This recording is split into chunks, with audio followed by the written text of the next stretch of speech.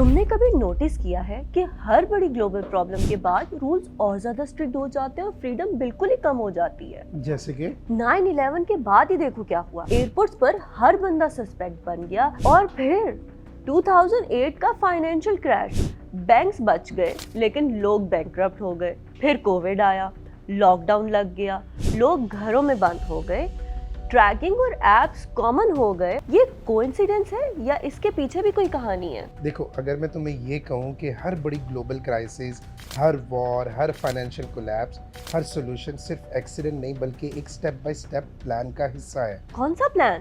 They call it the great plan. ठीक है, लेकिन ये सब शुरू कहाँ से हुआ? 18th सेंचुरी से, जब फ्री मेसन्स जैसे सीक्रेट ग्रुप्स वेस्टर्न पॉलिटिक्स और एजुकेशन के अंदर क्वाइटली घुस गए। मतलब ना वॉर और ना ही गन्स? एग्जैक्टली, उन्हें सिर्फ एक चीज चाहिए थी एंड वो था माइंड कंट्रोल। और उसके बाद दूसरा गोल था पैसे का कंट्रोल।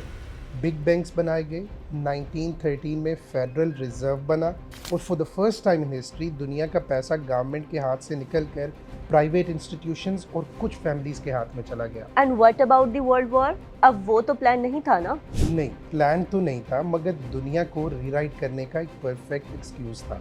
मतलब पहले केओस लाया गया, फिर फियर डेवलप हुआ और फिर एक नया सिस्टम सॉल्यूशन के तौर पर जो पहले से ही रेडी था वो सामने लाया गया। कैसे? देखो, countries were broken, economies were weak, people were desperate और तब आए नए saviours. UN, IMF, World Health Organization, World Bank. ये तो मदद के लिए बनी थी ना?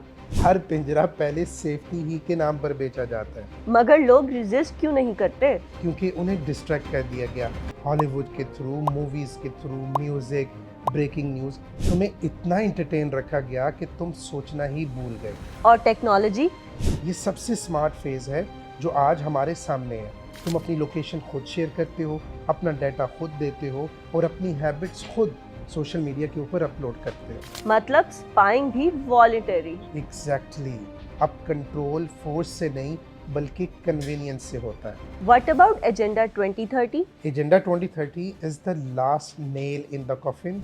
ये है कंप्लीट कंट्रोल ओवर सोसाइटी। वो कैसे? देखो, ग्रीन एनर्जी मतलब रिसोर्सेज पर कंट्रोल, डिजिटल आईडी मतलब identity control, cashless society means finances control और स्मार्ट सिटीज का मतलब है कि आपकी हर मूवमेंट को देखा जाए और कंट्रोल किया जाए। और ये सब मिलकर एक परफेक्ट टोटल सर्वेलेंस सिस्टम बनाता है। इस सब का एंड गेम क्या है? देखो, बॉर्डर्स को इररेलेवेंट कर देना ताकि एक ग्लोबल सिस्टम बनाया जा सके।